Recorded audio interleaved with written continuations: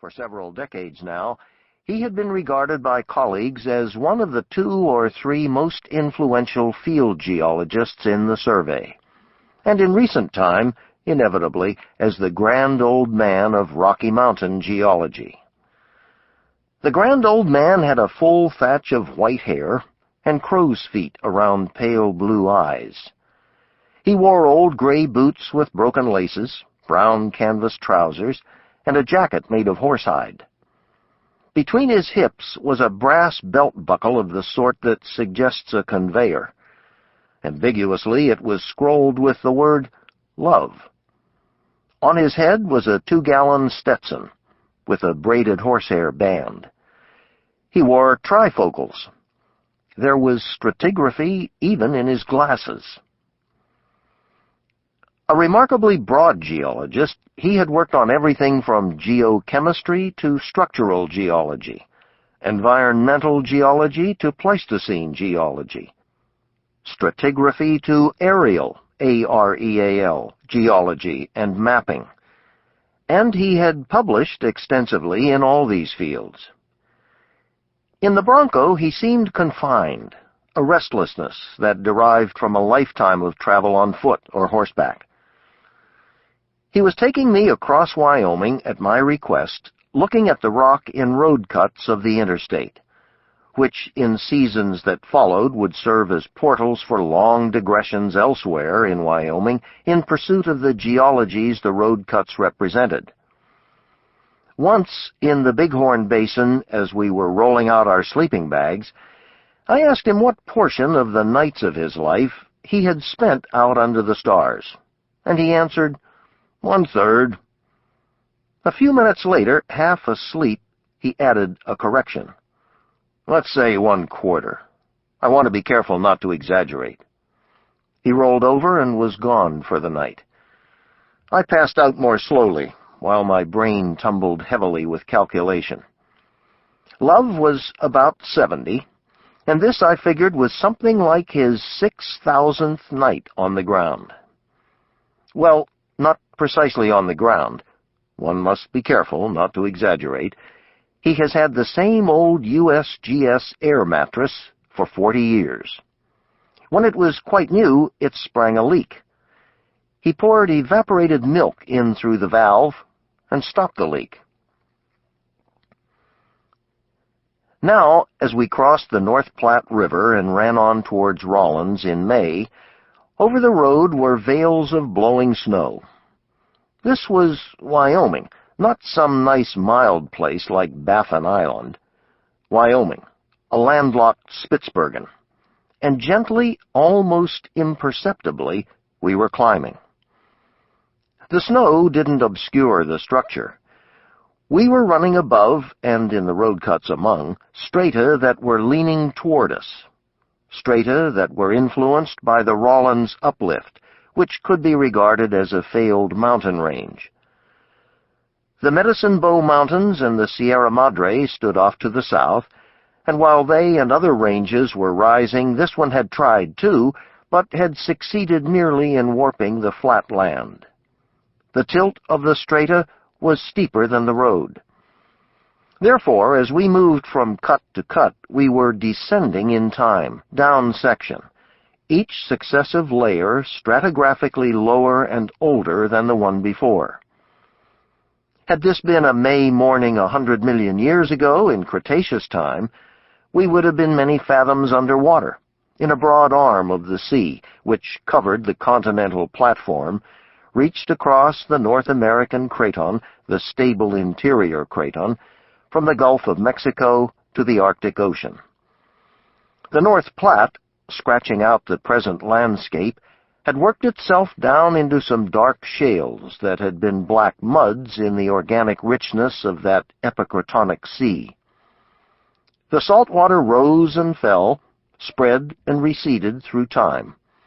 In Love's words, advanced westward and then retreated, then advanced and retreated over and over again, leaving thick sequences of intertunging sandstone and shale, repeatedly exposing fresh coastal plains and as surely flooding them once more.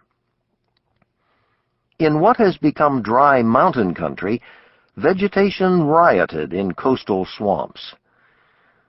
They would have been like the Florida Everglades, the peat fens of East Anglia, or borders of the Java Sea, which stand just as temporarily, and after they are flooded by a rising ocean, may be buried under sand and mud and reported to the future as coal. There were seams of coal in the road cuts under the layers of sandstone and shale. The Cretaceous swamps were particularly abundant in this part of Wyoming. 100 million years later, the Union Pacific Railroad would choose this right-of-way so it could fuel itself with the coal. In cyclic rhythm with the other rock was limestone. Here and again the highway was running on this soft, impure limestone. It was sea-bottom lime, from dissolved or fragmented shells, which had lithified at least 10,000 feet lower than it is now. Woody asters were in bloom in the median, and blooming, too, by the side of the road, prospering on the lime. Love pointed them out with an edge in his voice. He said they were not Wyoming plants.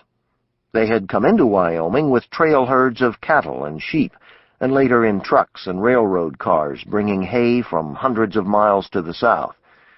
And disastrously, they had the ability, actually a need, to draw selenium from the rock below. Selenium, which in concentration is toxic to people and animals, is given to the wind in some volcanic ash. 100 million years ago, stratovolcanoes stood in Idaho, and they sent up ash that fell out eastward in the sea. The selenium went into the lime muds, and now these alien asters were drawing it out of the limestone and spreading the poison across the surface world as few other plants can do. Most plants ignore selenium. Woody asters and a few others require selenium in order to germinate. After they take it up from the rock, they convert it into a form that nearly all plants will in turn take up too. Selenium-contaminated plants are eaten by sheep and cattle, which are served to people as chops and burgers. Concentrated selenium destroys an enzyme that transmits messages from brain to muscles. Cattle and sheep get the blind staggers, Love went on. People are also affected. They get dish-rag heart, the liver is damaged, and the kidneys. Selenium causes sterility. Worse, it causes birth defects. It's a cumulative poison like lead or arsenic. It's one of the ingredients of nerve gas. He gestured left and right. These were prize salt sage flats for sheep grazing once. They're now poisoned and dangerous. A bad selenium area stinks like rotten garlic. On a warmer day, you could smell it. 50 years ago, one of my first jobs was to look for selenium-converting plants up the Grovant River. We camped there for a week, hunted for them day after day, and found a handful. Now, in the same place, they're thicker than fleas on a dog. They can't cross non-seleniferous barriers except with the help of human beings. In the Rocky Mountains generally, millions of acres have been converted. People sometimes think neighbors have poisoned their pastures. 10 miles beyond the North Platte, a flat-topped ridge formed the horizon before us, a tough sandstone disintegrating at a lower rate than surrounding shale. The interstate, encountering this obstacle, had dealt with it with dynamite. Opening up what highway engineers called a benched-through cut, and geologists finding such a thing in nature call a wind gap. When we reached it, we stopped, got out, and put our noses on the outcrop. For this high, multi-tiered exposure was frontier sandstone, and Love referred to it as a published road cut, studied to the last grain by paleontologists and stratigraphers. The reason for so much attention was not readily apparent in the gray and somewhat gloomy, sooty-looking rock, antiqued with fossil burrows.